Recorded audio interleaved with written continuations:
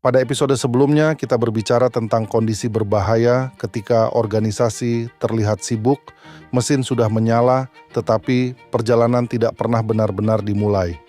Kita menyebutnya tertahan di taxiway, sebuah fase ketika keputusan terus ditunda karena arah belum ditentukan dengan jelas. Dan disinilah pertanyaan penting itu muncul. Jika kapten harus memutuskan untuk lepas landas, lalu apa yang sebenarnya menjadi penunjuk arah penerbangan? Apa yang memastikan bahwa keputusan yang diambil tidak sekadar bergerak, tetapi bergerak ke arah yang benar? Di episode ini, kita akan membahas satu alat navigasi yang sering dibicarakan, tetapi jarang benar-benar digunakan, visi.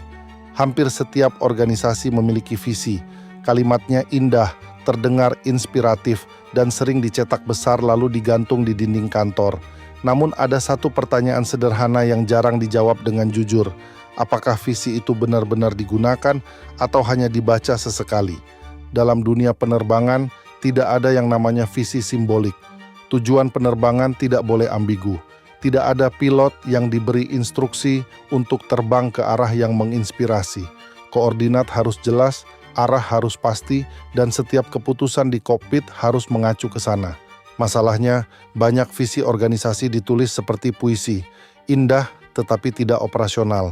Kalimat seperti menjadi perusahaan terdepan, menjadi solusi terpercaya, atau memberikan nilai terbaik bagi pelanggan terdengar hebat. Namun di kokpit kepemimpinan, kalimat ini tidak membantu apapun.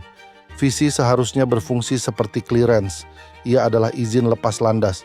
Ia menjawab satu hal penting, yaitu kemana kita akan terbang dan kemana kita tidak akan pergi. Tanpa kejelasan itu, organisasi tidak pernah benar-benar meninggalkan taxiway. Bayangkan seorang kapten berkata kepada co-pilotnya bahwa mereka akan terbang dulu, lalu menentukan arah di udara. Itu bukan fleksibilitas, itu kelalaian. Karena tanpa tujuan yang jelas, setiap gangguan kecil bisa mengubah arah penerbangan. Dalam bisnis, visi yang kabur membuat semua keputusan terasa benar dan sekaligus salah. Setiap ide bisa diterima, setiap proyek terasa penting, dan setiap peluang ingin dikejar. Akibatnya, energi organisasi terpecah.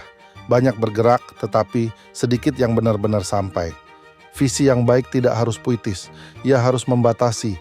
Ia harus berani mengatakan, ini fokus kita, ini bukan wilayah kita, ini prioritas kita, dan ini yang akan kita tinggalkan. Visi yang jelas justru membuat banyak hal menjadi tidak boleh dilakukan.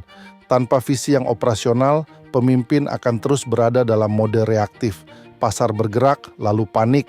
Kompetitor berubah, lalu ikut-ikutan. Teknologi baru muncul, lalu bingung harus kemana. Semua keputusan terasa mendesak, tetapi tidak ada yang benar-benar penting. Seorang kapten sejati menggunakan visi sebagai alat navigasi. Bukan sekadar untuk memotivasi, tetapi untuk memutuskan. Visi yang jelas tidak membuat keputusan menjadi mudah, tetapi membuatnya menjadi jelas. Jika hari ini organisasi Anda terasa bergerak ke banyak arah, menjalankan terlalu banyak proyek dan kelelahan tanpa hasil yang sepadan, mungkin masalahnya bukan pada kerja keras atau kemampuan tim. Mungkin masalahnya ada pada arah yang tidak pernah benar-benar diputuskan. Karena visi yang sejati bukan hiasan dinding, melainkan kompas di kokpit. Ia tidak dibuat untuk dibaca sesekali, tetapi untuk digunakan setiap kali keputusan harus diambil. Dan setelah arah ditentukan, masih ada satu pertanyaan penting berikutnya. Apakah pesawat ini mampu membawa semua yang ingin kita bawa ke udara?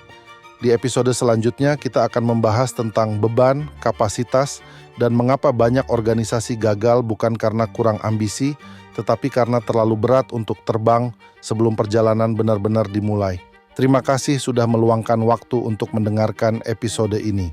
Semoga pembahasan tentang visi bisa membantu Anda membedakan antara arah yang sekedar terdengar indah dan arah yang benar-benar memandu keputusan sehari-hari. Mudah-mudahan episode ini bermanfaat dan menjadi ruang refleksi tentang sejauh mana visi benar-benar memandu keputusan sehari-hari. Dari titik refleksi ini, kita bisa melanjutkan perjalanan ini ke episode selanjutnya.